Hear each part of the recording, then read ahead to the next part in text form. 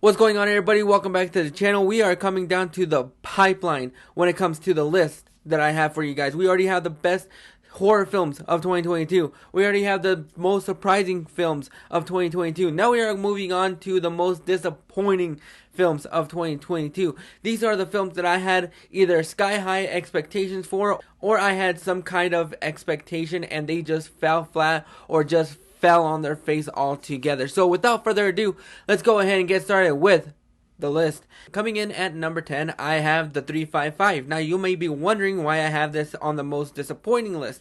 Well, mostly because I really enjoyed the first trailer and I was really excited. This film was supposed to come out at the beginning of 2021 and then it got pushed a year later and then it came out, and this movie had a stacked cast. You had Jessica Chastain, Fan Bingbing, you had Diane Kruger, Penelope Cruz, Lupita Nyong'o. You also had Sebastian Stan. So mix that all in a great big pot and you have a wonderful action film. However, this film felt like it came out 20 years too late. This movie was a very cliched action film that had no sense of thrills or fun, and it just fell flat. There were a lot of cliches in this film that tried to psych you out, and twists and turns and predictability, but at the end of the day I came out disappointed because I wanted this film to be a little bit better. I wanted this film to be a little bit more fun. I wanted to see what Simon Kinberg was going to be able to do with a small action film like this, and it just fell flat. There was no chemistry between anybody and it was just a big disappointment. Coming in at number 9, I have Blacklight. Another film that might be surprising for a lot of people, but I really enjoy when Liam Neeson does films like these. These action films are just nonsense. They are fun to look at. Some of them are better, some of them are worse, and they are just taken ripoffs, but I always have fun. The only one that I haven't had fun with since he started making these films is The Commuter. Add this one to the list because I thought this film was boring, not fun, and it was just lifeless. There was nothing entertaining about this film. It was just a snooze fest for 2 hours, and by the halfway point I just wanted to get my shiny happy ass out of the theater. Coming in at number 8 is Firestarter. Now, I never watched the original film and I am not a big reader, so I didn't read the novel that this film is based on. However, I really like Zac Efron. Whenever he tries to take a challenge, I really appreciate it because I know how great of an actor he is.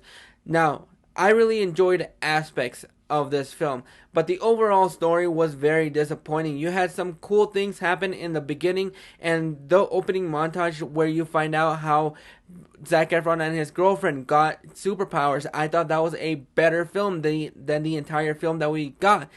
But overall, there was just a lot of things that didn't happen. It felt like it was moving at a fast pace and it didn't know when to slow down. Plus, it was 90 minutes, and sometimes that's a good thing. Other times, it is a detriment to the film. But overall, I was semi-disappointed with this film, mostly because I thought even though the score and the aspects of this film were fun, there was just not a lot of life in this film, and it just came out a little bit more of a whimper than a bang. Coming in at number 7 is The Gray Man. Now, the Russo brothers haven't had a great track record when it comes to films outside of the MCU. This is the second film that they've directed outside of the MCU. The first one was Cherry. This is a film that came out on Netflix. I checked that out in theaters, and even though there were some cool action sequences, the overall story in this film was very weak. I was not able to get connected to a lot of these characters. I thought Ryan Gosling was the best part of this film. Chris Evans kind of overcooked it just a little bit.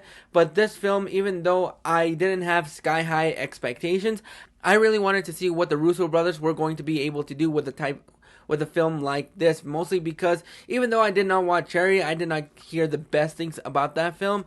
I had a very small glimmer of hope that they would actually nail it, and to some aspects there are a lot of fun things about this film, but the overall story was very non-engaging and I just could not get into some of these characters. Coming in at number 6 is Uncharted. Now, this film is going to always hold a very special place in my heart when it comes to this film, mostly because of the time that this film came out and what happened a little bit later in life. But this movie, I had very high hopes because the trailer looked a lot of fun. You have Antonio Banderas, Mark Wahlberg, Tom Holland, and even though this film kind of feels like a national treasure mixed in with Indiana Jones type of movie, the overall story was very weak. Some of the characters were not the strongest. The only character that you're able to get behind is Tom Holland's Nathan Drake, and I know a lot of people really wanted to see Nathan Fillion as Nathan Drake, but I personally liked Tom Holland as Nate. I thought there were some fun aspects about this film, but the overall story was not very well engaged. There were a lot of things that felt like it was taken out here and there, but I just came out a little bit bored by the end of it. Coming in at number 5 is a film that I really had high expectations since I saw the trailer back in 2020. That is Morbius. I really wanted to see how this film was going to connect to the rest of the Spidey universe. You always had those hints that they were going to be there. You had the mural in the trailer. You had all these Spider-Man references, and when it came down to it, they removed almost every single reference to the Spider-Man universe. And even though this film isn't as bad as a lot of people make it out to be, I know it's a cool thing to hate on this, especially when a film like this bombs at the box office twice. There were aspects about this film that I really liked. I thought for the most part, Doctor Who was fun as the villain to a degree, but the overall story felt like a clunkered mess, and it just felt like they were rushing to get to the post-credit scene because they felt like the post-credit scene was going to be getting everybody excited, but it was just a clunkered mess. I would have really loved to see what this film would have turned out to be if the pandemic never happened, if it did come out in July 2020. Overall project that we got was a bit of a mess. It was not there. There were a lot of things. Plus, it also had the 2 worst post-credit scenes that they didn't even wait until the credits were done. And it was just a gigantic mess from beginning to end. Coming in at number 4, another movie that I had sky-high hopes for, and that is Don't Worry Darling. There was a lot of drama before the film came out. I was really excited for this film because I really like what Olivia Wilde did with Booksmart, and I think she is a fantastic director.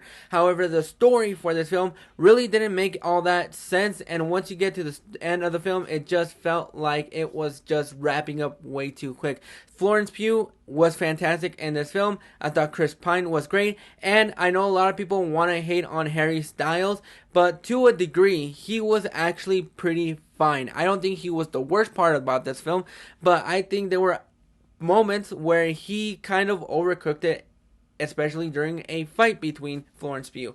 But the overall story in this film was just very disappointing, and once you get to the ending, it just feels like you just wasted 2 hours of your life because the ending doesn't make sense, and you have so many things that aren't very tied together, or they feel very repetitive, and that is what I felt when it came to this film. I thought it was disappointing on almost every single front.